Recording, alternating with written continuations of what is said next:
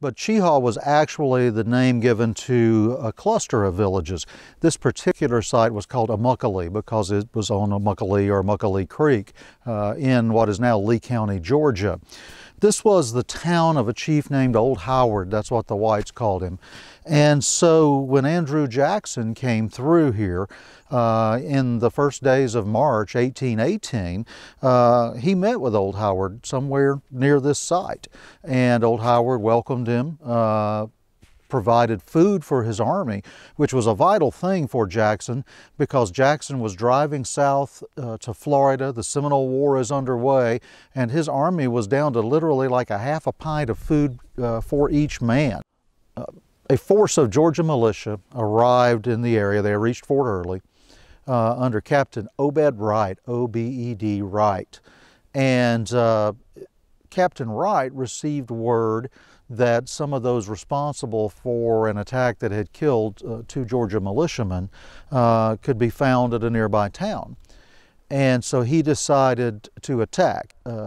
Wright would later claim that he was given bad directions or somehow he got confused as to which town the enemy was located in. So, according to some of the eyewitnesses, there was a large white flag flying on top of Old Howard's cabin, which was at the square of the village. And this flag had apparently been put up when he knew that Jackson's army was approaching, 2 months earlier, and he wanted to make sure that Andrew Jackson knew he didn't want, battle. He wanted peaceful relations with the United States. But they chose to ignore that white flag. They formed a line of battle.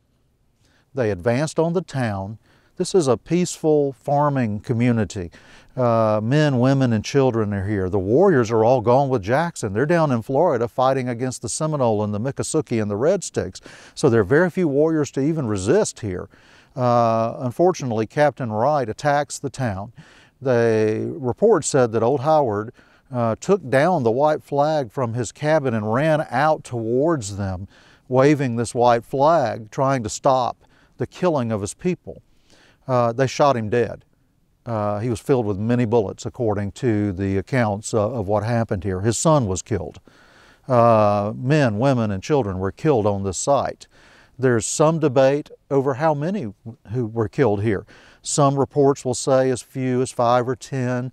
However, Captain Wright himself, in his report after this action, said that he had fought a battle and had killed 50 Creek Indians. So the man who did the killing said that he had killed 50. I think his word should probably be taken in this case instead of lesser numbers that people like to claim about what happened here. It was a massacre. This was a force of Georgia militia. They attacked a group of barely armed men, women, and children who were under the protection of a white flag. This white flag was flying. They attacked them. They killed as many of them as they could.